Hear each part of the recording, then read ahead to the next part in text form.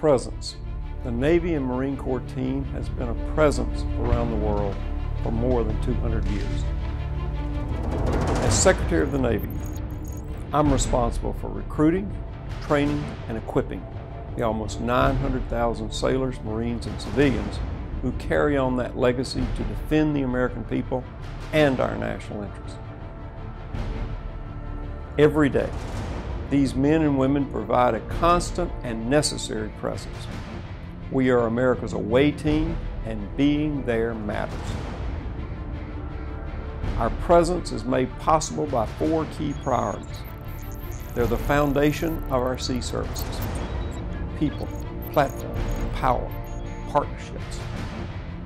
These 4 Ps created the finest expeditionary fighting force the world has ever known.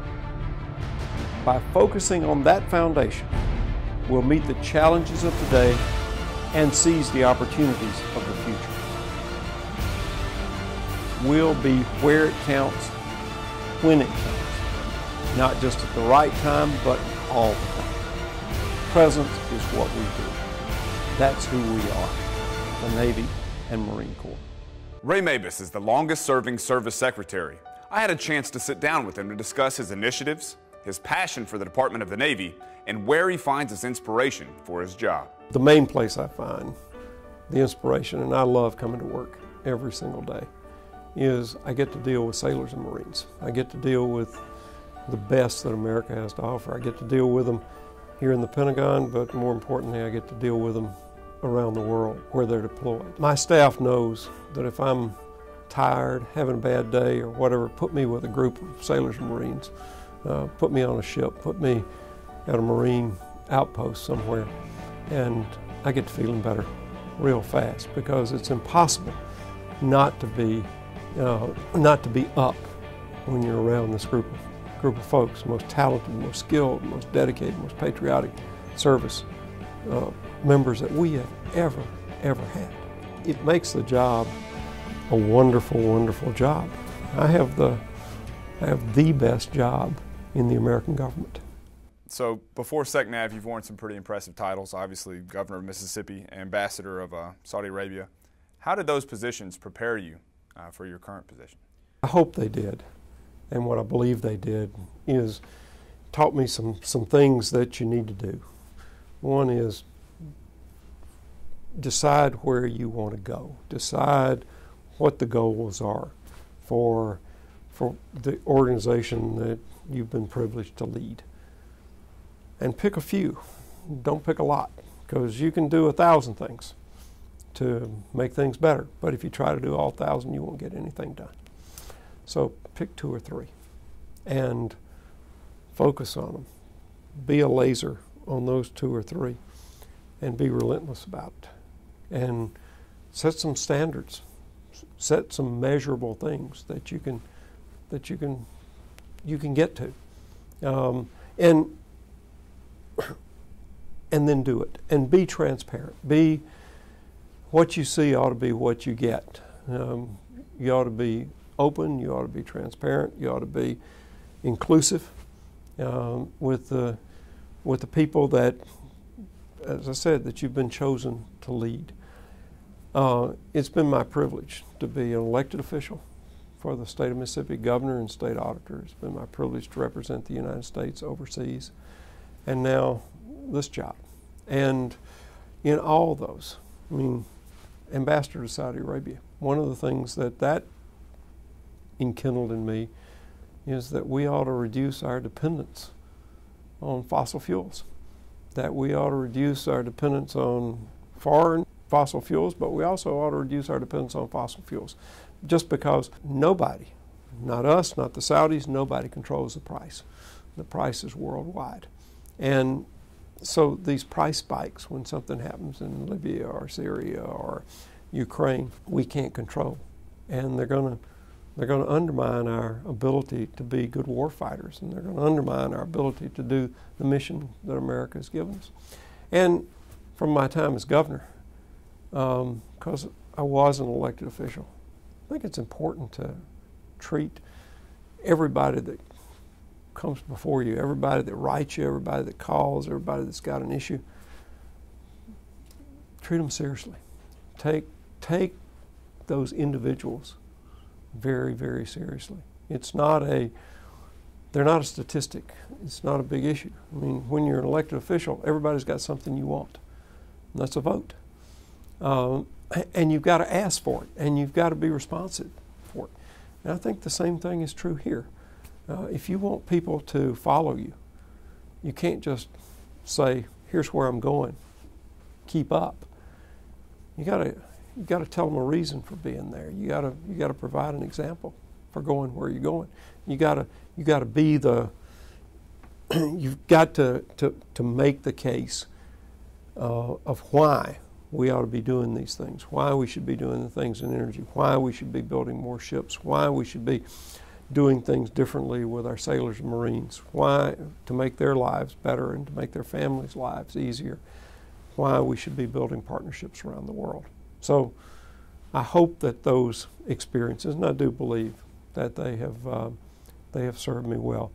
The last thing I want to say is one job you didn't mention that I think had as much impact on my life and my career was my time in the United States Navy. And I don't know and will never know, but whatever success I've had in my life, I think a lot of it can be attributed to those years that I spent at sea on a cruiser in the Navy. Absolutely. Well, tying back to the Navy, with the Navy and the Marine Corps, our mission is, it's profoundly different than the role of the other services. And as we've heard you say more times than not, we're the American away team. How do you think that the American public understands the Navy and Marine Corps' role, in both peace and times of war? Well, I think one of our jobs, mine, yours, everybody in the Navy and Marine Corps, is to get that message out, because I think the American people know that we need a Navy. I know that our founding fathers put it in the Constitution. They thought it was so important. But the skill level, the presence that we give, and that's what we're unique about, that you mentioned. We give presence. We give presence around the world. We're in the right place, not just at the right time, but all the time. That's the unique Navy and Marine Corps attribute. The other thing that you said, there is very little difference in the Navy in peacetime and in wartime. There are no permanent homecomings for sailors or Marines. We come home, but then we deploy again. We will have as high an operational tempo in times when we're not at war as we do when we are at war. And that's that presence. It's the ability to fight and win our nation's wars, but it's also the ability in peacetime to go out to provide humanitarian assistance and disaster relief, to deter folks that may wish us ill, to reassure allies, to build those partnerships, to keep the sea lanes open. I mean, I'll make a pretty good argument that the world economy today is as good as it is because of the United States Navy. Why were the 4 Ps, or why are they so important to our service? Well, the 4 Ps, people, platforms, power, partnerships, gives us that 5th P, which is presence. People. We got to make sure that sailors and Marines, number one, have the tools and the training they need to do their job, to meet the mission that the country expects of us and that the country has given us.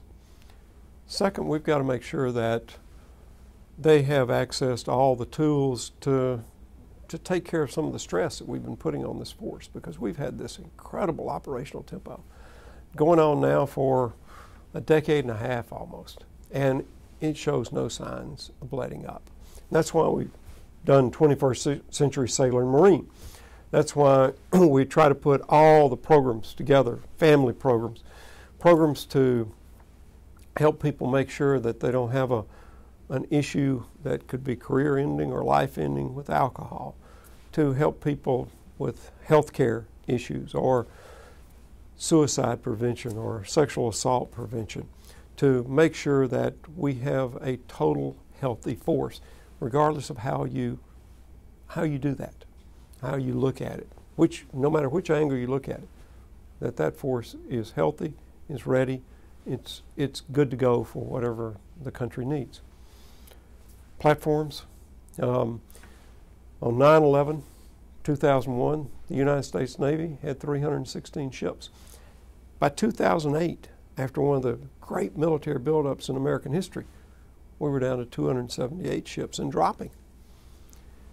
Now, we have a maritime strategy today. We have to have the number of ships, not just the quality of ships. We've got the best quality of ships in the world, but we've got to have enough of those high quality ships and enough of the right kinds of ships. In the 5 years before I became secretary, the U.S. Navy put 27 ships under contract. I've been secretary now for 5 years. In those 5 years, we have put 70 ships under contract with a smaller top line for the Navy. And a statistic I like to point out is that for just a little over 2% of the Department of Defense budget, you build a Navy. A little over 2%, you get a Navy. What a deal. What a deal that is. So we're going to get to 300 ships before the end of this decade. We're going to get to the force structure analysis that says we need 306 ships. We're going to get there. And it's going to be the right mix of ships when we do it. So we've got to have those platforms for sailors and for Marines. In power, power can be a weapon. You don't have to look any further than the headlines today about Ukraine to see how that's used. Power can be a vulnerability. DOD has gotten extra unbudgeted fuel bills for 2011, 2012 of $3 billion. Now, there are not many places, even the Pentagon, to go get $3 billion. So it starts coming out of training. It starts coming out of we fly less, steam less, train less. If the bill gets too big, we're going to have to start cutting back on platforms because we can't afford to fuel our aircraft or our ships. Neither one of those is a good option. We've got to move to a more stably priced, American-produced source of fuel, which we're doing in alternative fuels. We're not doing it to be green. We're not doing it because it's going to help the climate, although both those are great things. Those are great side effects, but we're doing it to become better warfighters. We're doing it to save lives. At the height of Afghanistan, we were losing a Marine for every 50 convoys of fuel that we brought into that country, killed or wounded. That's too high a price to pay. And that's one of the reasons the Marines have been out in front on this effort. And finally, partnerships. No matter how big, no matter how good we are, we can't do all this by ourselves. We've got to have those partnerships. We've got to build up partner capacity around the world. And we're doing that. We are interacting with country after country, Navy and Marine Corps and ground forces after country around the world and doing that.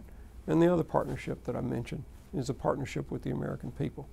So few people today serve in uniform. Less than 1% of the American people serve in uniform. That partnership has got to be strong and maintained between the people who do the protecting and the people who are protected. We are stronger. We are a much better military when we are diverse, when we mirror the American people that we protect. So those 4 Ps, put them all together, and we're doing a lot of things on all 4 of them, gives you that 5th P, presence. And nobody, no other service, no other country can give you the presence that the Navy and Marine Corps do. Absolutely. And you hit on it a little bit with the fleet size, but since you've been in the position of the Secretary of the Navy, how else has the Navy changed? Well, I think the Navy has changed on all 4 of those Ps. First, in terms of people, like I said, we brought out 21st Century Sailor and Marine a couple of years ago, and the whole purpose of this was to help sailors and Marines make sure they could deal with the stress that we're putting them under. Our deployments are long, much longer than they were 40 years ago when I was in the Navy. They're uncertain in length, and they get extended. And so we're trying to to regularize those deployments as part of this 21st century sailor and marine. We're starting out with carriers and their support ships, but we're going to move it to all ships so that you know when you're going to be away from home. You know how long you're going to be away from home.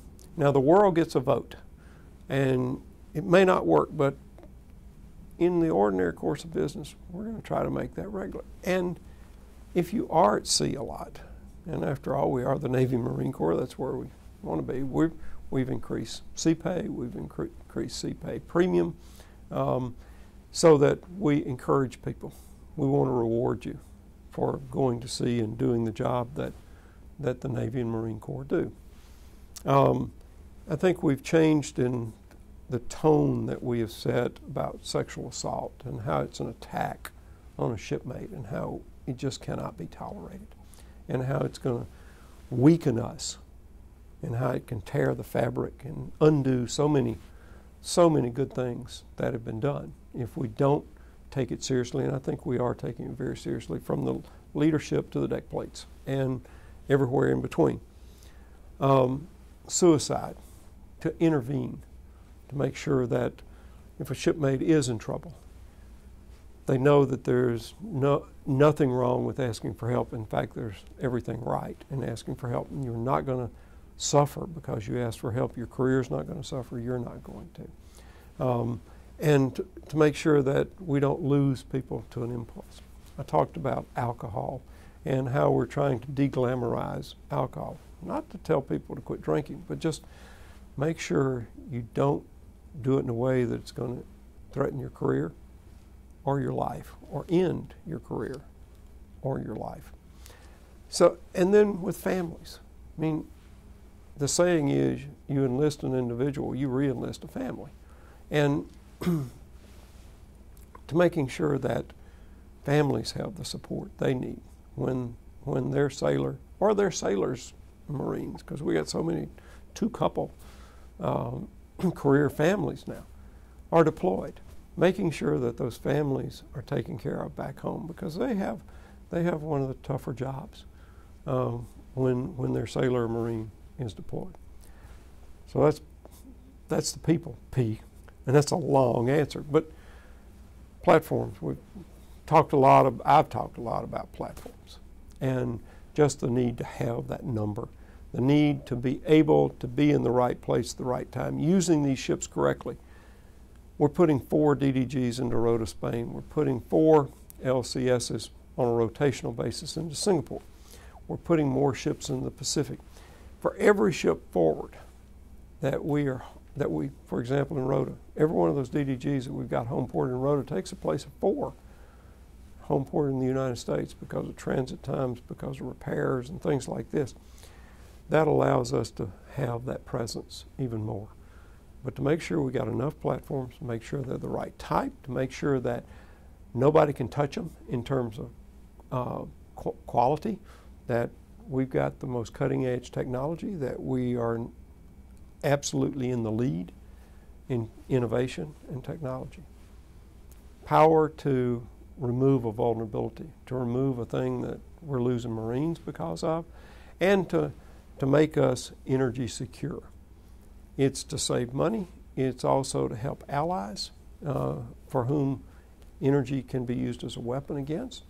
It's to make sure that we have the ability to remain the greatest expeditionary fighting force the world has ever known. And finally, partnerships. I mean, I travel a lot in this job. I travel first to see sailors and Marines where they're deployed, on ship, on shore, wherever they are, to go and thank them for what they're doing and to find out what their concerns are.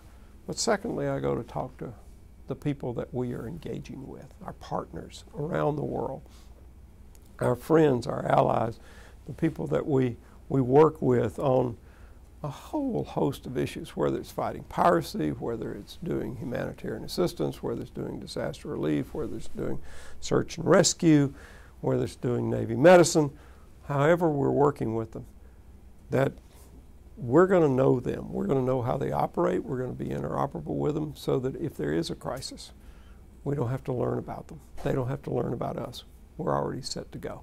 So those 4 things, I think the Navy has changed in some fairly basic and fundamental ways, and I think that those are changes for the best.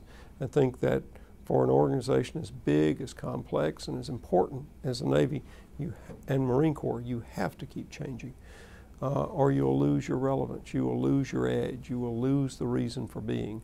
And I think the Navy and Marine Corps have taken on that challenge of making sure that they do stay ahead of the game. I mean, I'm not interested in a fair fight. I always want us to go into an unfair fight with us having the advantage. And I want to make sure that that remains no matter what. And I think that the Navy, Marine Corps have changed. The last thing, and I'll go back to my days in the Navy. I served with a lot of great folks, but we couldn't touch the service of today. Better trained, more skilled, better educated, just a higher stress on the force and able to deal with it.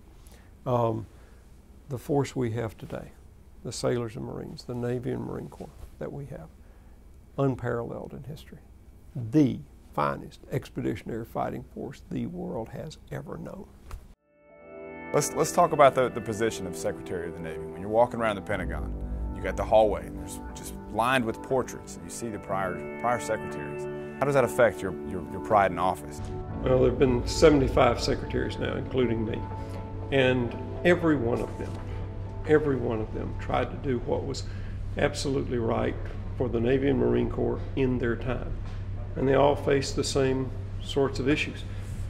Having the right people, making sure they're trained, making sure they've got the right tools, having the right numbers of ships and aircraft later on, making sure that we change power sources from sail to coal to steam and to oil to nuclear. And then making sure that we had those allies, those partners, those working relationships around the world.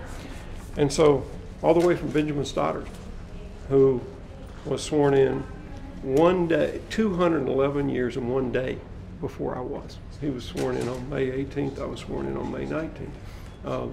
He was 211 years earlier, who had no ships. No ships. He was Secretary of the Navy with no ships, but he built the first 6 frigates. You go on through to Gideon Wells in the Civil War, and the move to ironclads, and the blockades, and the heroism that was demonstrated in the War of 1812 and later in the Civil War, and every war that we fought in. Damn the torpedoes full speed ahead in the Civil War. You go on ahead to Josephus Daniels, who was Secretary of the Navy in World War I, had an assistant secretary named Franklin Roosevelt. And then you go on to Forrestal in World War II. All those secretaries and everyone in between, and the ones since then up to me, I think have made sure that for their time, the Navy and Marine Corps people, the Navy and Marine Corps team had what they needed to do the missions that the country asked for them to do. And they've all had the same constant. There's been one constant, and that's been change. To make sure that the Navy and Marine Corps, the Navy team, the Navy and Marine Corps team never go into a fair fight. That they are ahead of everybody else. They're ahead of everybody else in technology, they're ahead of everybody else in people, they're ahead of everybody else in platforms, they're ahead of everybody else in power and in partnership. Any way you want to look at it, we lead the world in this. And every single secretary, I think, for his time, has done what he thinks is necessary. And one of the things that has been absolutely for every secretary is to keep that change going, to make sure that the Navy and Marine Corps, America's away team, remains ahead of everybody else. And that requires change every single day. You listed some incredible accomplishments, some pretty powerful names as well along the line there. But there's going to come a time, 20, 30 years from now, some sailor or Marine's going to walk up and down this hallway. They're going to see your portrait on the wall. What do you want them to remember about the Navy and Marine Corps of today? What I want them to remember is that we were on the cutting edge of change. What I want them to remember is that presence that the Navy and Marine Corps provide today and will be providing 20 or 30 years in the future. I want them to remember something about those 4 Ps, that we took good care of our sailors and Marines and their families, that we built the platforms that America needs to maintain that presence around the world, that we changed the way the Navy used power, just as the way the Navy has changed it over and over again, and that we stayed ahead in that technological endeavor, and we kept that edge. And finally, that we were worldwide, that we maintained those partnerships. And I hope that not just me, but for the entire Navy Marine Corps team of today, that it's looked on as a rightful successor to the great Navy and Marine Corps teams that have existed for 238 years.